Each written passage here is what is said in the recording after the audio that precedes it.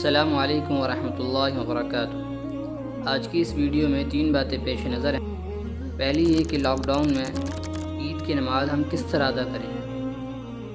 دوسری بات، جو لوگ عید کی نماز ادا نہیں کر سکتے وہ لوگ کیا کریں گے۔ اور تیسری بات کہ مستورات بھی عید کی نماز میں شرکت کر سکتی ہیں۔ لاک ڈاؤن میں ہم عید کی نماز کس طرح ادا کریں۔ تو جس طرح جمعے کا نظام اب تک قائم ہے، باہری کمرے یا بیٹھک میں لوگ جمعہ پڑھ رہے ہیں، تو اسی طریقے سے عید کی نماز بھی پڑھی جائے گی۔ بس ہمیں چند باتوں کا خیال رکھنا ہے۔ عید کی نماز میں اذان اور اقامت نہیں ہوتی، اس لیے نہ اذان دینی ہے نہ اقامت کہنی۔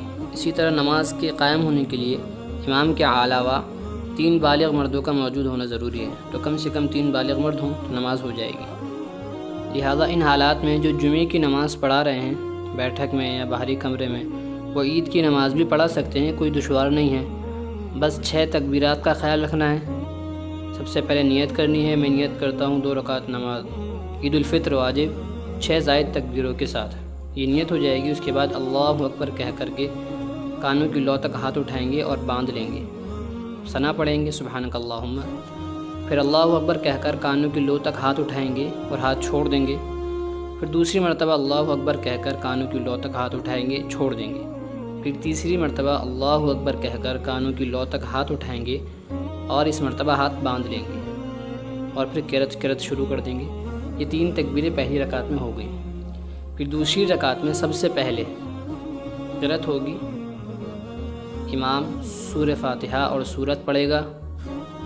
اس کے بعد اللہ اکبر کہہ کر کانوں کی لو تک ہاتھ اٹھائے گا اور ہاتھ چھوڑ دے گا۔ پھر دوسری مرتبہ اللہ اکبر کہہ کر کانوں کی لو تک ہاتھ اٹھائے گا، ہاتھ چھوڑ دے گا۔ پھر تیسری مرتبہ اللہ اکبر کہہ کر کانوں کی لو تک ہاتھ اٹھائے گا اور ہاتھ چھوڑ دے گا۔ چوتھی مرتبہ میں اللہ اکبر کہے گا اور کہہ کر کے سیدھا رکوع میں چلا جائے گا، ہاتھ نہیں اٹھائے گا۔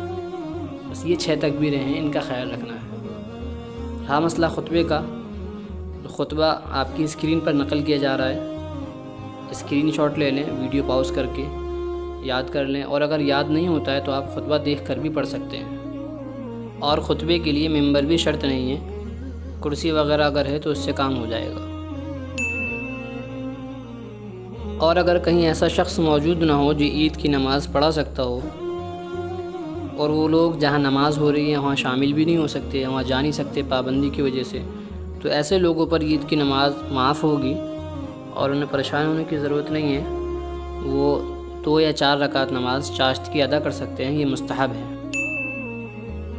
تیسری بات کہ خواتین عید کی نماز میں شرکت کر سکتی ہیں، تو چونکہ اس مرتبہ عید کی نماز گھر پر ہی ادا ہو رہی ہے اور نماز پڑھنے والے گھر ہی کے افراد ہیں، باہر سے کوئی مرد نہیں آ رہا ہے، تو کسی قسم کی فتنے کا اندیشہ نہیں ہے، لہذا خواتین